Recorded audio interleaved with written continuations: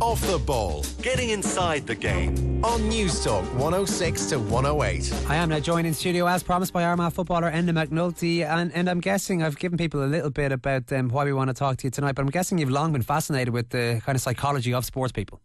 Absolutely. I suppose I've been fascinated for it about 15, 20 years. I was, as a very young teenager, my father handed me a book on sports psychology, and I was really enthralled in it at that stage.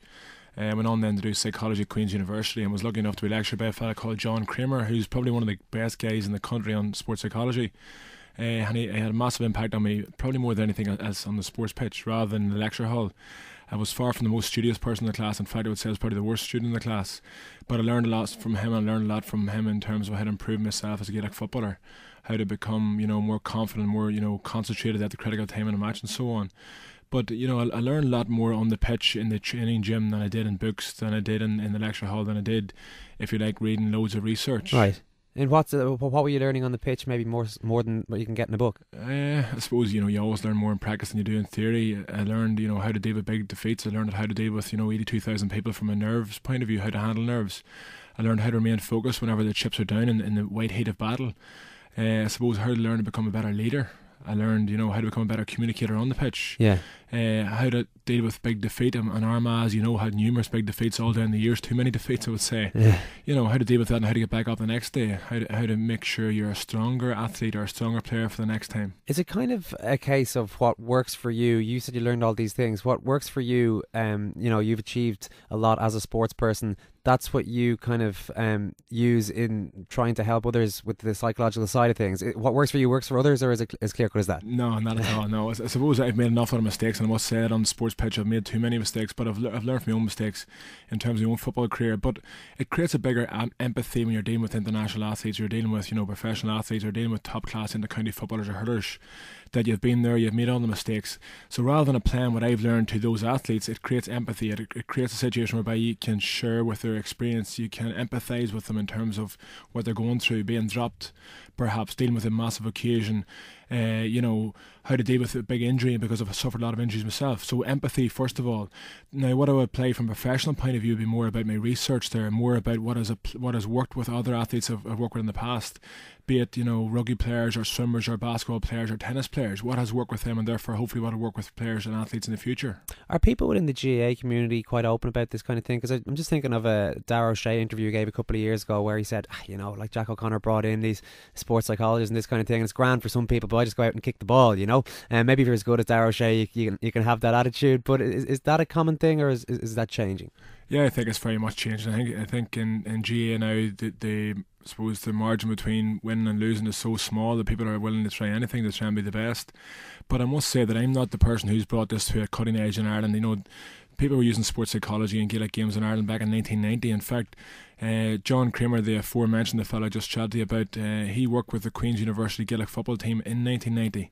So that was pretty, well ahead of his time. There's another lady in Dublin, based in Dublin here, a lady called Felicity Heathcote, who worked with the Irish Olympic team at the Barcelona Olympics, and she's a really experienced lady, and she was applying these techniques 25 years ago. Yeah. So it's not as if I'm the person who's brought this to the market in terms of sport in Ireland. I want to make that very, very clear. There's a lot of brilliant people in sports psychology, although I would now frame it a bit like what Dara said. Rather than sports psychology, it sounds very theory based.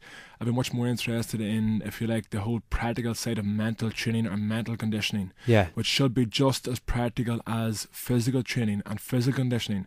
So a lot of athletes in Ireland go to the gym to make themselves stronger, and many of them go to the gym to make themselves more mentally strong, more confident, and make themselves better leaders, better communicators, and make themselves better able to concentrate in the critical moment and so on. Yeah, I'm kind of interested though in, say, team sports particularly. Is it a case that, do you kind of have to accept that maybe not every single person is going to buy into what you're saying, but that if you can get through to a certain amount of them, then you've done your job? Is that kind of fair enough? Because I'm sure there's one or two people who are kind of would always think, well, this isn't, I don't really need this. You find that in every team, professional teams, amateur teams, absolutely. I suppose you try to get them to buy into it at some stage. They mightn't buy in session 1 or session 2, and that's why I'm very, very adamant. It's not what you say to the athletes or the teams, it's how you say it. It's how you bring it across. It's the little experiences you create for them rather than, PowerPoint presentations. Because I think if that's the approach you apply to the players, they're not going to buy in. Whereas you've created an experience for them on the pitch, really practical and upfront about, and make it very relevant to the next big game, going back to the Dara O'Shea situation, so that hopefully the next big game he can relate it better to what you've just said to him. Yeah, well, I'm sure you wouldn't want to be helping Dara O'Shea out too much for the time being anyway. But the kind of team versus individual thing, I guess, is interesting as well. How differently do you have to approach that if you're going to talk to a team about this kind of thing, as opposed to just one person you have loads of time with? Well, you actually enjoy, the individual situations, the individual coaching, and then team coaching. A lot of times when working with teams, you bring it back to the individual sessions at the end. So while you might work with 30 rugby players or 30 soccer players or 30 Gaelic footballers, at the end of that there'll be opportunities for one-on-one work, one-on-one coaching to find out what exactly this player needs to do to improve, their performances on the big stage. So there's a lot of similar things, but obviously when you're working with a group, you're trying to make it a generic program. Now, in an ideal world, you'll actually get a chance to do it through 3 or 4 main conduits. First of all, through the coach. If the coach is bought in, you're on a winner. Yeah. Secondly, through the senior players, or the senior players buying into the impact that mental training or mental conditioning can have on their performance in the championship or in, the rugby season. Third thing is then one-on-one situations. So one-on-ones, senior players, the manager, the coach, and then lastly the whole team. So there's about 4 conduits there to access the players and make an impact on them from a mental training point of view. The Leinster rugby team have long been accused of being mentally brittle. Is that what you found when you first started working with them? Definitely not. Absolutely not. I think that nobody can now question how mentally strong that team is. I think there was a myth, and I think there's a lot of myths in our sport that people are maybe more mentally weak than they were. I think they weren't consistent enough. That's quite apparent, and that players will probably recognise it themselves. Now, I don't like speaking about what was going on in terms of the mental aspects of the Leinster squad. That's for the Leinster boys to talk about themselves if they want to.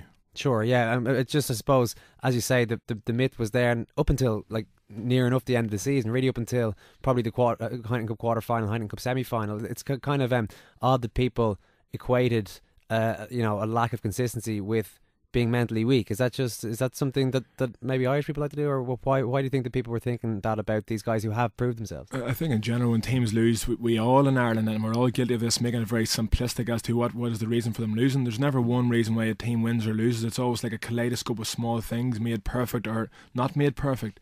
I think there's a number of small things that perhaps Leinster weren't getting right, and it wasn't only mental toughness.